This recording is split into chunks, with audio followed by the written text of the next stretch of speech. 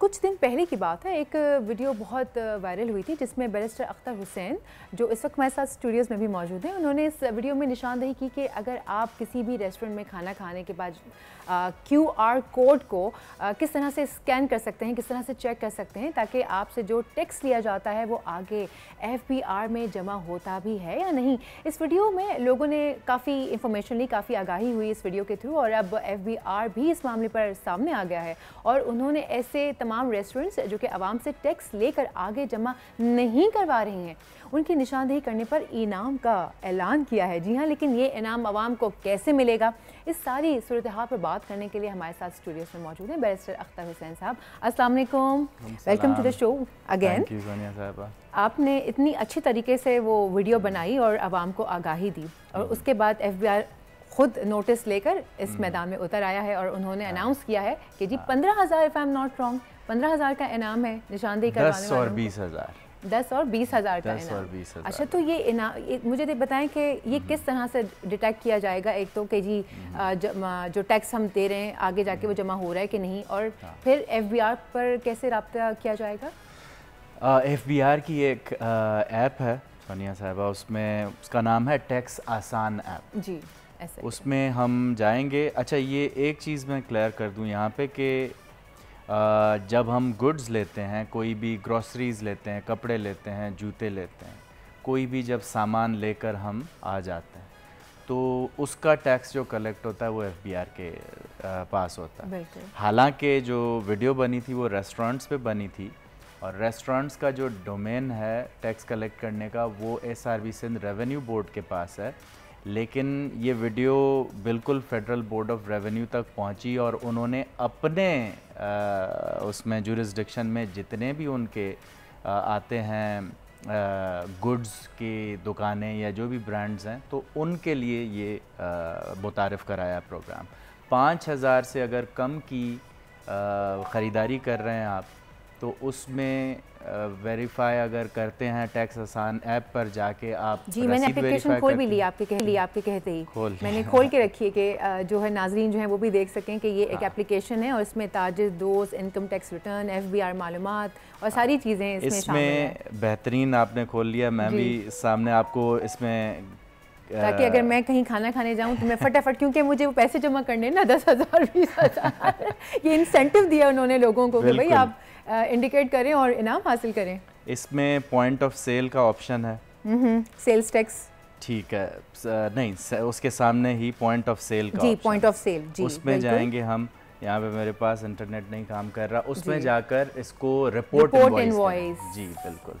जब आप report invoice करेंगे, अगर तो वो वेरीफाई हो गया तो नहीं मिलेगा, लेकिन अगर वेरीफाई नहीं हुआ और टैक्स पे नहीं हुआ, चोरी हुआ है, तो FBR उसमें 5,000 से कम वाली रसीद पर 10,000 का इनाम है और 5,000 से ऊपर वाली रसीद पर 20,000 का इनाम है। अच्छा। और यहाँ पे जब आप उसको रसीद को अपलोड करेंगे, कंप्लेंट करेंगे, वो FBR उसको वेरीफाई करेगा, उसके बाद FBR आपसे खुद ही उसमें कांटेक्ट करेगा और कांटेक्ट डिटेल्स भी वो इसी में ही, इसी ऐप में ही, मतलब बड़ा ही आसान और शफाफ तरीक़ेकार बनाया गया है ताकि पब्लिक जो है वो इजीली अप्रोच कर सके इस चीज़ के लिए। अच्छा, एक इसमें और क्लैरिफिकेशन के शहर इस्लामाबाद के अंदर हर चीज़ जो भी है, रेस्टोरेंट्स हों या शूज़ की दुकानें या जहाँ से भी हम चीज़ें ख़रीदते हैं, तो सेल ऑफ गुड्स हो या सेल ऑफ सर्विस हो, दोनों चीज़ें FBR के डोमेन में आती हैं।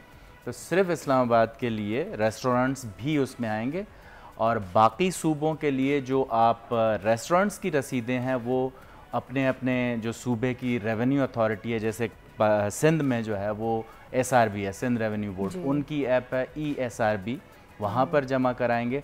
और जो सेल ऑफ गुड्स होंगे, कपड़े, जूते, ये वो जो हम ग्रोसरीज खरीदते हैं, तो उसकी हम IRS पर ये टैक्स आसान ऐप जो है उस पर। वैसे इस एप्लीकेशन के वजह से काफ़ी आसानी हो जाएगी, क्योंकि मोबाइल तो हर किसी के पास है। आप what you have to do is कि आपने सिर्फ वो एप्लीकेशन जो है डाउनलोड करके रखनी है और उसके बाद इसका इस्तेमाल करना। बहुत ही आसान इस्तेमाल है। मैंने खुद अभी खोल कर, बैरिस्टर साहब ने जैसे ही बताया, मैंने वो एप्लीकेशन खोल के उसी वक्त चेक किया, विद इन फ्यू मिनट्स जो है वो मैं उसको समझ गई थी।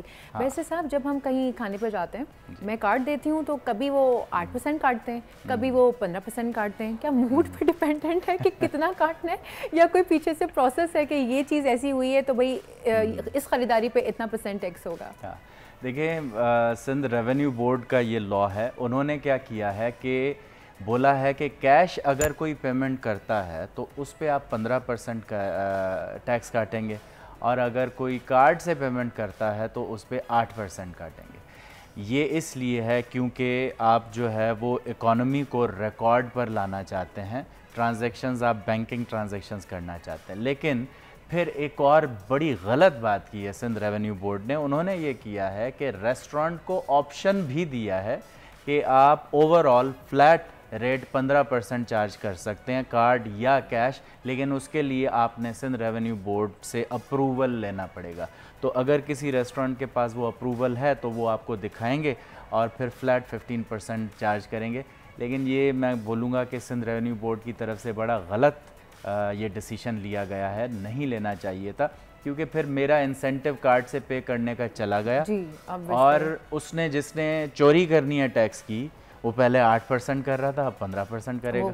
खुल्लम खुला करेगा, मतलब उसके पास अप्रूवल भी है, दिखा के वो करेगा। बिल्कुल, जब वो टैक्स पे ही नहीं कर रहा तो वो बेहतर है कि वो 8% ना पे करे। लेकिन मुझे बताया जा रहा है कि अभी भी कुछ रेस्टोरेंट्स ऐसे हैं जो जिनके पास अप्रूवल नहीं भी है, तो वो स्ट्रेट अवे 15% काट रहे हैं। तो ऐसा है तो होंगे, ज़रूर ऐसा होंगे, लेकिन आपको पूछना चाहिए जब भी आप जाएं। अगर कोई 15%, अगर आप कार्ड से पे कर रहे हैं और वो 15% चार्ज करने की कोशिश कर रहे हैं आपसे, तो आप उनसे बोलें कि मुझे पहले आप सिंध रेवेन्यू बोर्ड का अप्रूवल लेटर दिखाएं।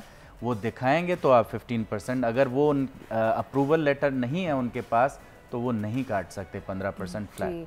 अच्छा, ये बताइए कि एफबीआर में मैंने कर दी रिपोर्ट कि जी ऐसे ऐसे हो रहा है, अब मेरा इनाम का वक्त आ गया, तो ये किस तरह से प्रोसेस होगा?